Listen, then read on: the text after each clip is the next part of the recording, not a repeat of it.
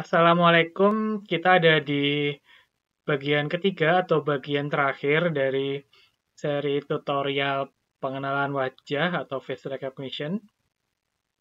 Di bagian terakhir ini, saya akan membahas tentang API atau metode apa saja yang tersedia pada library face recognition yang bisa kita gunakan. Kalau konsep machine learning-nya dari training dan testing pengenalan wajah sudah saya bahas di bagian-bagian sebelumnya. Nah, di bagian 3 ini kita hanya membahas tentang fungsi-fungsi apa saja atau API apa saja yang tersedia yang bisa kita gunakan untuk keperluan lebih lanjut. Yang pertama kita bahas adalah face locations. Jadi fungsi face locations digunakan untuk mendeteksi apakah terdapat wajah dalam sebuah gambar. Dan kelemahan dari fungsi face locations ini kalau gambar yang Anda punya dimensinya besar, maka proses yang diperlukan cukup lama. Masukan dari fungsi ini adalah gambar atau alamat atau path dari gambar, dan fungsi ini akan mengeluarkan 4 angka koordinat wajah untuk masing-masing wajah. Jadi kalau misalnya pada sebuah gambar ada 3 buah wajah, ya fungsi face location ini akan memberikan 4 angka koordinat masing-masing wajah. Secara garis besar begini, misalnya kita berikan sebuah image yang berisi gambar 3 orang, ada 3 buah wajah di sini, maka fungsi face location akan mengembalikan 3 koordinat masing-masing wajah. Nah, demonya seperti ini. Oke. Jadi, input dari face location sini adalah path atau lokasi dari gambar yang akan kita cari apakah ada wajah atau tidak. Oke, kita run. Nah, outputnya adalah koordinat dari masing-masing wajah. Nah, mungkin kalau bentuknya koordinat ini kurang bisa dibayangkan ya. Nah, koordinat-koordinat ini bisa kita padukan dengan code yang lain, yaitu code untuk menampilkan gambar dan membuat kotak. Sudah saya bahas di bagian kedua. Jadi bagaimana dari koordinat-koordinat ini bisa kita visualisasi dan kemudian kita beri label wajah. Kalau di tutorial sebelumnya kan labelnya adalah nama dari member. Nah, kita belum masuk ke sana, kita baru hanya mendeteksi wajah saja, makanya hanya saya tampilkan label wajah. Jadi outputnya kira-kira seperti ini. Jadi 3 koordinat tadi kalau divisualisasikan kira-kira begini. Jadi ada 3 buah wajah, 1, 2, dan 3. Nah, tapi apa maksud dari koordinat-koordinat ini, 4 angka koordinat ini? Jadi misalkan kita punya sebuah kotak gitu ya, kotak yang mendefinisikan wajah tadi, maka output dari face recognition adalah lokasi dari atau koordinat dari titik B dan titik A. Misalnya titik B koordinatnya XB, YB, dan titik A koordinatnya XA, YA. Inilah yang disimpan. Sudah saya bahas di tutorial yang kedua, metode penyimpanan ini mungkin agak berbeda dengan metode yang diinginkan oleh OpenCV. OpenCV pengennya koordinat dari wajah itu disimpan yang sebelah sini dan sebelah sini. Sedangkan face location yang disimpan adalah sebelah sini dan sebelah sini. Oleh karena itu, kalau Anda ingin membuat code dengan menggunakan face location, tapi kemudian ditampilkan dengan OpenCV, ya harus ada sedikit modifikasi gitu ya. Modifikasinya misalnya begini, jadi ini adalah koordinat yang mengakomodasi koordinat keluaran dari face location. Jadi nggak urut gini, Y1, X2, Y2, X1, dan kemudian ini adalah koordinat untuk mengakomodasi keperluan dari OpenCV. Jadi dibolak-balik gitu ya, cukup dibolak-balik. Kemudian API yang kedua adalah Face Landmarks. Jadi fungsi ini digunakan untuk mencari koordinat dari 68 titik pada wajah. Nah, 68 titik itu apa saja? Mulai dari, ya definisinya begini, chin, left eyebrow atau alis sebelah kiri, alis sebelah kanan, kemudian nose bridge. Nose bridge itu hidung tapi bagian ini, bagian yang tegak lurus saja. Kemudian nose tips, left eye, right eye, dan top lip dan bottom lip. Nah, ya face landmarks, hasil dari output face landmarks itu kalau divisualisasikan kira-kira akan seperti ini.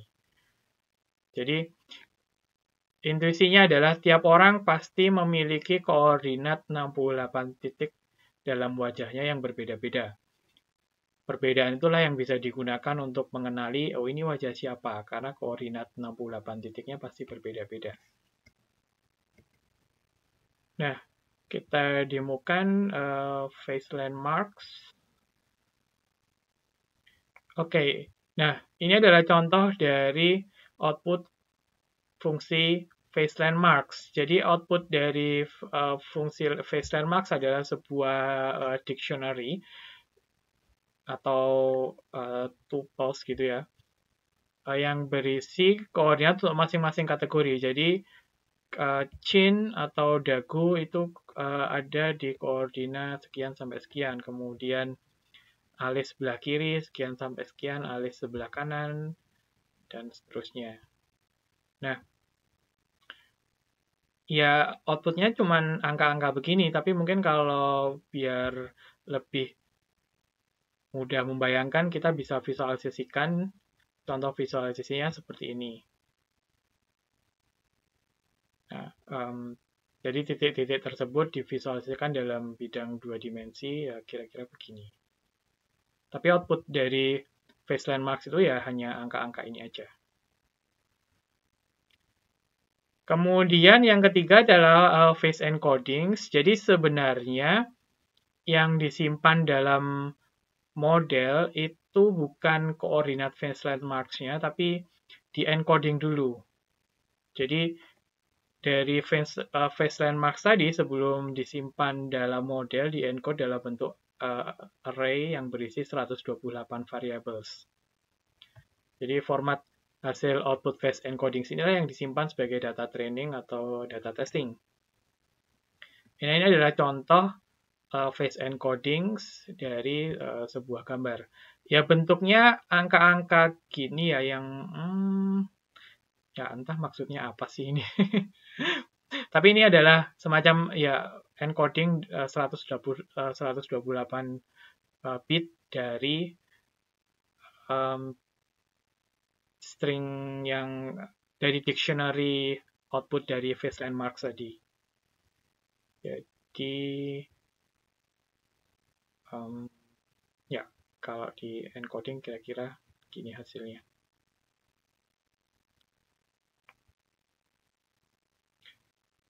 Kemudian yang keempat adalah face distance. Sudah saya jelaskan sepintas di tutorial sebelumnya bahwa sebenarnya library face recognition ini juga bisa langsung mengenali wajah tanpa bantuan classifier seperti SVM. Nah, bagaimana cara library face recognition ini mengenali wajah? Dia menyediakan API face distance. Jadi face distance ini digunakan untuk mengukur jarak antara dua foto atau antara dua wajah. Nah, semakin rendah jarak, maka semakin sedikit perbedaan antara kedua wajah. Semakin mirip. Jadi misalkan saya punya dua buah foto begini ya. Nah, kemudian diberikan foto ketiga begini. Pertanyaannya, foto yang ketiga ini lebih dekat ke foto yang pertama atau foto yang kedua? Kalau foto yang ketiga ini lebih dekat ke foto yang pertama, maka bisa dikatakan dua buah foto ini berasal dari satu orang. Tapi kalau foto yang ketiga ini lebih dekat ke foto yang kedua, maka bisa dikatakan foto yang kedua dan yang ketiga ini berasal dari satu orang. Nah, dengan ini kita sebenarnya bisa langsung mendeteksi ini fotonya siapa. Oke, kita demokan penggunaan fungsi API face distance.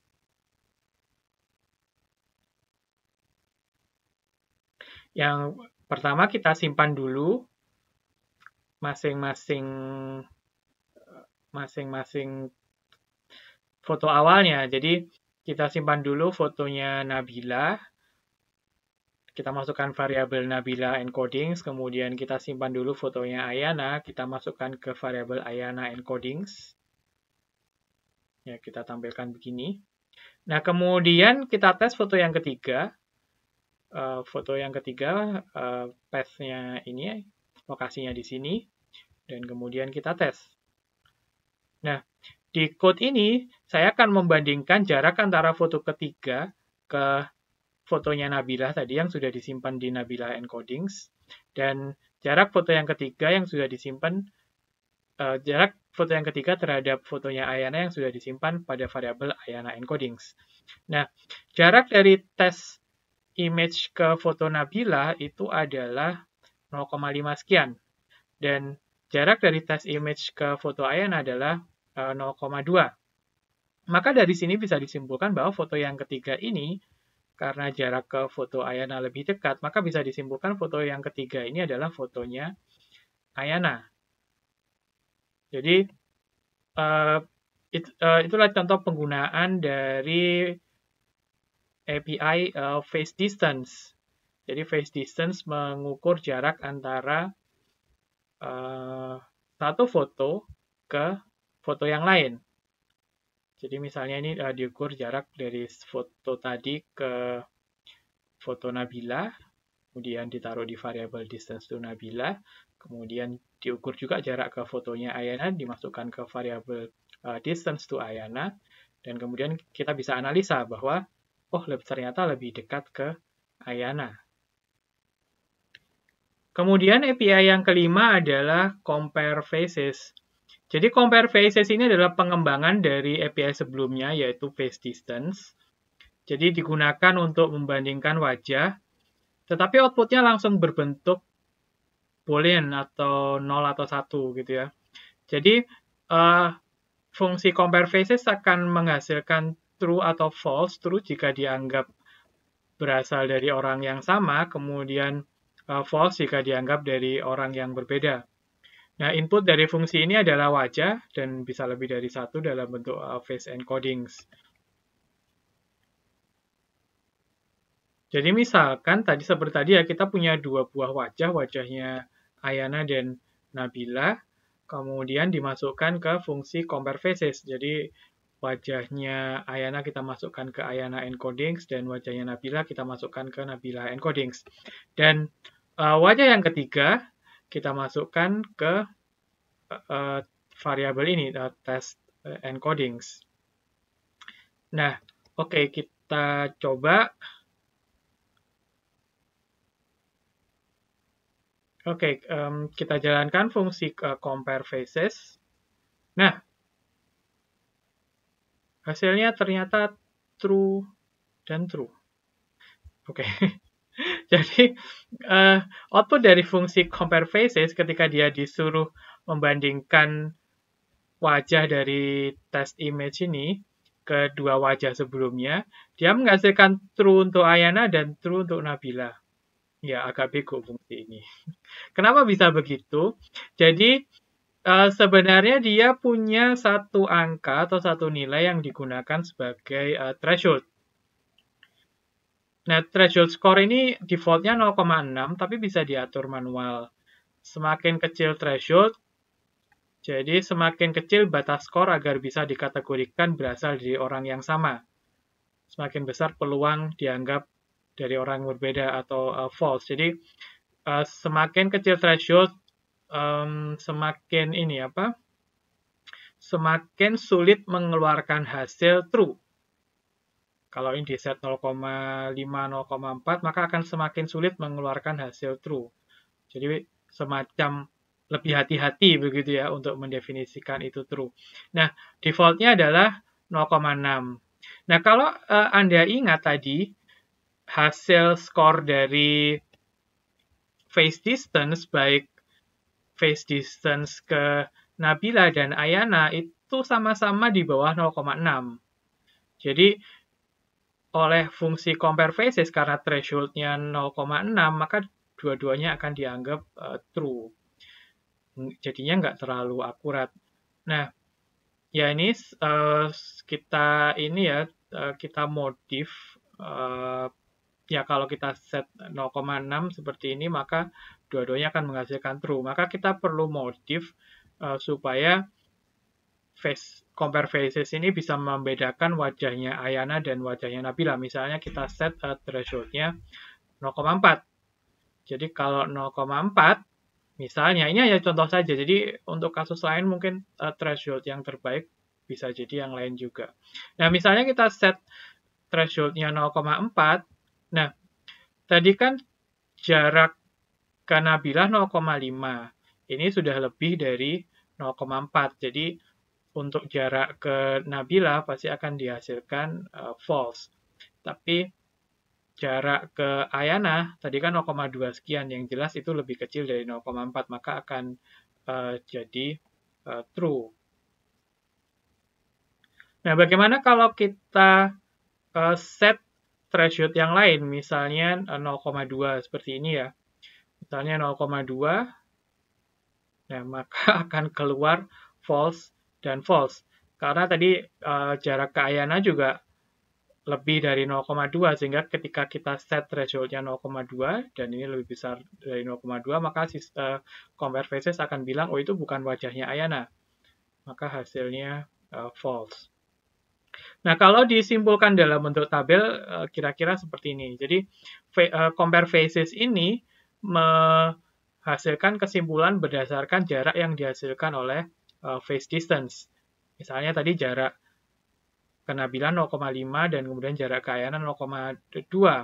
Maka kalau seandainya threshold-nya kita set 0,6, maka dua-duanya akan menghasilkan true karena dua-duanya kurang dari 0,6. Kemudian kalau kita set threshold-nya 0,4, maka untuk Nabila akan dihasilkan false dan untuk Ayana akan dihasilkan true. Tapi kalau kita set threshold-nya 0,2, dua-duanya akan menghasilkan false karena kedua jarak dari test image ke foto Nabila dan foto Ayana itu sama-sama lebih besar dari 0,2. Nah, itulah tidak fleksibelnya fungsi compare phases ini ya, karena terkait dengan threshold. Oleh karena itu, makanya di tutorial sebelumnya saya memutuskan menggunakan classifier yang lain, yaitu SVM, sehingga kita tidak bingung dengan angka threshold seperti ini. Nah, demikian tutorial tentang pengenalan wajah ini sudah selesai ya. Jadi ada part 1, 2, dan 3. Sampai jumpa di tutorial-tutorial selanjutnya. Kalau Anda punya kritik dan saran, Anda bisa kirim ke email saya atau di kolom komentar. Oke, Assalamualaikum.